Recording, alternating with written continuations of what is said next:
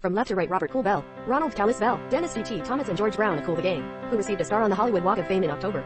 Ronald Bell, co-founder, composer, saxophonist, singer and producer of Kool The Gang, died Wednesday morning at his home in the Virgin Islands. Ronald Bell, who played with Kool The Gang on March 29, 1974 after his education. Ronald, Kool and the rest of the band performed in New York City for the next 5 years, regularly gaining experience as a jazz band, as well as iterations and finding their sound. But with the release of Sweat in 1989, recorded without Ronald Bell, J.T. Taylor or Robert Spike Miggins, the magic of the studio group began to fade. We grew up in jazz. Ronald Bell told writer Vernon Gibbs about the British edition of black music in 1974. We were focused on one thing, and like our first Apollo show, we had to change our thing to play something that people would understand.